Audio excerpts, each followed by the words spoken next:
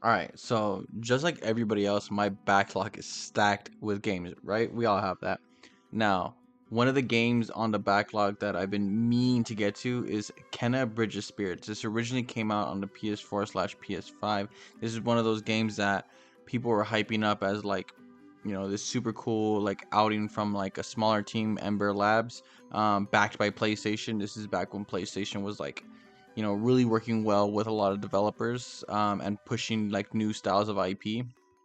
So they finally announced that they're going to come out with a sequel, and I have never played the original game. So I decided that I'd go through Kenna Bridge of Spirits. I'm playing it on the PS5, and I kind of just want to give my 2 cents after completing this game where I'm at. Do I like this game, and overall does it still hold up in 2026, and should we be excited for the sequel? If you guys like these videos, like the video, subscribe, etc. Let me know down below your guys' thoughts on the game if you checked it out. And just like full transparency, this game it's been out already for quite a bit, so there's probably might be some type of spoilers in the videos or something that I might say, so I'm not gonna really hold myself back on a game that's been out for a while. Without further ado, let's get into the video of this review of Kenna Bridge of Spirits. Now, very first thing off rip that everybody and their mama has already talked about, but you can't not talk about it. It's the animation of this game, the art style of this game, how everything looks so freaking gorgeous. I think this is definitely one of the prettiest looking games, not like just graphically, but just artistically. They had such whimsy when they built this world. Obviously, everyone's compared it already to things like Pixar and DreamWorks. Like, it feels like that style of art. But something that this like art style also reminds me of in this world that they built are kind of like earlier PS2 action platformers like Jak and Daxter. There's something about just the way that the worlds are kind of built out, and where you have to kind of puzzle solve and platform, and they have like little challenges mixed in throughout the game as you navigate it. I don't know, something about it just reminds me so much of that very first Jak and Daxter game. And it's just so cool to see, you know, in a modern era, someone coming out with an action platformer that's not an IP that's already established. It's not something that we've known for so long, and to really resonate with a lot of people. And I think they really, really nailed, like, again, just that whimsy that a world like this needs to have. I think it's very, very, very inviting. It's very welcoming. I love how dark they get, and as well as how colorful they get. I love the different like lighting effects that they're using. This team is definitely, like, without a doubt, you know, outstanding at what they do. They know what they do. They know how to work this technology, and they know how to make it look fantastic. Whenever there's like arguments in 2026 about AI versus art and how that whole thing kind of works out, Kenna Bridge of Spirits should be looked at as one of those games that, dude, only only human beings who understand this medium, this art form, and how to, make these worlds compelling like this can do this. Like, this is one of those standout, like, AI could never do what humans do type of moments for Kenna Bridge of Spirits, and it's like phenomenal that it still like not just holds up, but puts a lot of other games that release nowadays to shame.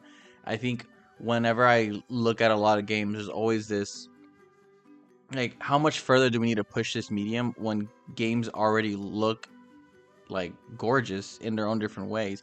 Whenever I look at especially things on, like, that Sony releases, that PlayStation releases, there's not something really like this with this much whimsy. And yeah, sure, they have like games like Astrobot and stuff like that, but even that has a level of lacking in comparison to something like Kenna Bridges Spirits' art style. Again, it's just something so cool and so refreshing in a world full of cool, badass, ninjas and samurais and dudes with beards. There's something so cool and something kind of almost romantic about this forest and these woods and just getting lost in it. And I just absolutely loved exploring it. I loved all the little puzzles and rewards that you would be given and challenges that you'd be given for going out and exploring, the hub world more. Um, Another huge point of conversation when this game released was the combat and the difficulty that this game has.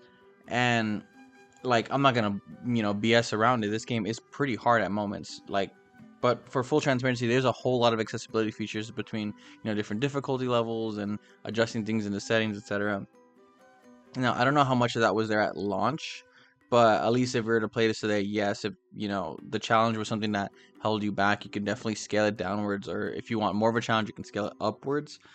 Me personally, I played the game on the second hardest difficulty. What it's called, like Spirit Guide, and there's like 2 levels lower than that of easier and 1 level higher than that of difficulty. And like, no, this game is definitely challenging as far as how it presents combat. It's not, it's not Sekiro, right? It's not something as smooth as that. There's a parry and a block that's a little, I don't want to say cumbersome, just it's a different animation, right? When you play games like Sekiro or even Ghost of Tsushima, like, you're playing as a samurai with a sword, and you kind of, you can time parries better than in this game. With that being said, those games are asking you to do a lot of that more than this game is. So, like, to be fair, yes, this game is very combat focused, and yes, a lot of the bosses and enemies can be overwhelming. But I think you know, once you understand the mechanics and how kind of moves and navigates the arena, once you understand like the gimmicks that the boss is gonna do, it makes it so much easier for you to kind of like almost kind of break it a little bit. There's been a lot of enemies that are bosses even that I've been able to cheese like crazy. Um, Especially like after the third try, I've died, got destroyed the first time. Second time, just kind of like taking note. Like a lot of it is just me taking notes. To be honest, I run around the battlefield a lot and kind of like observe what they do, observe their mannerisms and like their way of combating it, and then from there trying to find ways to cheese around it. Like this game, for as difficult as it is, there's definitely a lot of opportunity to take advantage of a lot of the mechanics from the bombs to like slowing down time, especially as you kind of like explore the skill tree and kind of like buff it out to things that work for you. Like for me, those bombs, I absolutely love those bombs, especially when you can like slow down. You can slow down time with the bombs, or you can like shoot a bomb and it explodes onto different people, and then you can make every time one of those splatters land on somebody, they get weaker, stuff like that. There's definitely a whole lot to this to this battle system that I thought was very very creative, very unique. Whenever you talk about like these action games, it's hard to make it different, right? It's hard to make it stand out, and more and more games are going for like the Souls route or going for the God of War style of combat. And just to see something that, again, it reminds me of Jack and Daxter to a degree. It's a little wonky. It's still asking you to do a lot of combat, but it's not asking you to do too much. Um, you can definitely mess up a lot in a fight and still come back. Like it's never. I've noticed that you're never down and out. There's been so many times that I beat a boss, but literally like a sliver of life, and I was able to maneuver around it and make it work. So definitely, like, if you're ever playing this game and you get stuck in a hard part, one, you can change your difficulty downwards if you need to, but also two, know that there is a way to beat all these bosses. The amount of time, again, like, there's been bosses that I'm gonna be honest, I didn't think I was gonna be able to do it because they were pretty challenging.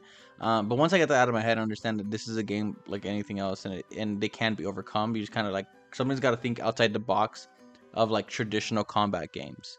So again, something I really, really appreciate about this is just how I think you can kind of play it how you want to in ways. You can definitely navigate the systems and mechanics and the world in a way and truly make it, easier for you, or make it a lot, more accessible to you by just, getting a little bit more creative, getting a little bit more inventive. Overall, after this entire playthrough of this game, one, it wasn't a long game, so we love that. But things I want to see in the sequel from this, I want to see them explore this world that Kenna is doing. A lot of this was very into it in itself, right? There's definitely like this forest that Kenna's in, and you kind of just gotta navigate and get to the mountain, and on the way there's different characters you meet and like environments you meet. But there's definitely, I think, not lacking, but I would love to see just them embrace different biomes. I would love to see what they can do with different like climates and temperatures and times of days and stuff. Especially a team like this who understands lighting so well. Like, god damn, I want to see them just explore environments more. I think that'd be super cool. I love the enemy varieties that we had and how they kept like kind of stacking each other and forcing you into different. Like at a certain point, you have to learn how to parry. Like there's a point in the game where if you hadn't learned how to parry, you probably won't be able to get further in this game. And like as much as that sucks for a lot of people, I love that they're not afraid to say, hey, you have to get this down. And yes, you can scale the difficulty down, but and again, I don't know how it is in story mode, but at least like where I was playing, yeah, there's moments where you got to learn how to play the game, you know. And I hope they don't, I don't hope they don't back off of that. I hope they don't get scared from criticism of people who said this game was too hard or too challenging for them. I hope they kind of double down and make it and embrace it the way it is. And overall, like again, this game is phenomenal. It's one of the best games I played in a long time. And I mean, again, I play a lot of really good games, so I can't say nothing about it.